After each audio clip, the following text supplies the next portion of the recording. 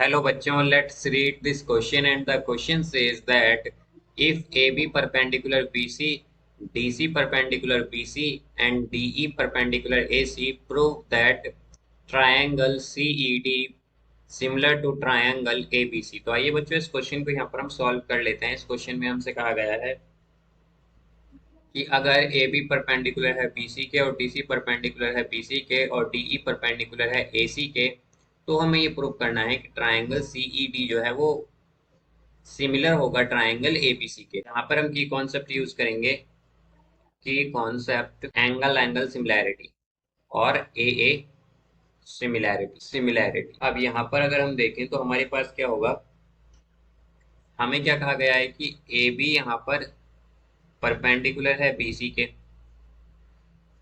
और डीसी भी परपेंडिकुलर है बीसी के। तो हमारे पास क्या होता है कि जब दो लाइंस या दो साइड एक पर्टिकुलर साइड के परपेंडिकुलर होती हैं, तो वो क्या होती हैं, वो पैरेलल साइड होती हैं बेसिकली। तो साइड या फिर हम कहें कि साइड्स पैरेलल हो जाती हैं, बिकॉज अगर हम देखें तो ए बी भी किसके परपेंडिकुलर है बीसी के और डीसी भी किसके परपेंडिकुलर है बीसी के। तो यानी कि दोनों लाइन किसके, ए बी और डीसी किसके परपेंडिकुलर हैं, बीसी के। तो अगर ये दोनों परपेंडिकुलर हैं बीसी के, तो ये दोनों बेसिकली आपस में क्या है, ए बी और डीसी पैरेलल हैं। तो हम क्या कहेंगे, when two lines are perpendicular to the same line, then they are parallel, तो वो पैरेलल होती हैं।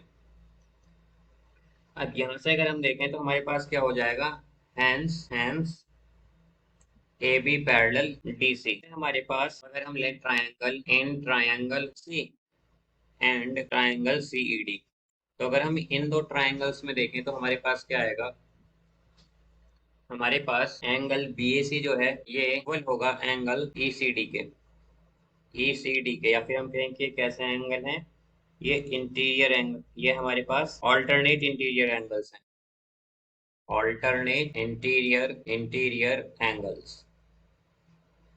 और ये ऑल्टरनेट इंटीरियर एंगल्स इसलिए हैं बिकॉज हमने देखा था कि हमारे पास AB और DC क्या थी, दोनों ये दोनों पैरेलल हैं। तो इसलिए यहाँ पर जो एंगल BAC और एंगल ACD हैं ये क्या होंगे, ऑल्टरनेट इंटीरियर एंगल्स होंगे। ऑल्टरनेट इंटीरियर एंगल्स इक्वल होते हैं। अब यहाँ से अगर हम देखें तो हमारे पास एंगल ABC और एंगल CED दोनों क्या हैं, 90 डिग्री ईच, तो ये भी इक्वल होंगे।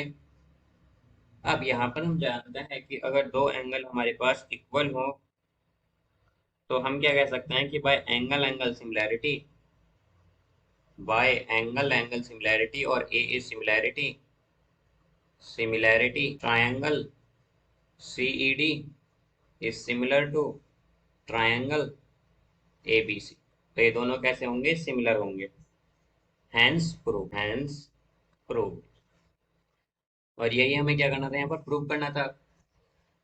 सो I hope you understood it well. Best of luck. Thank you.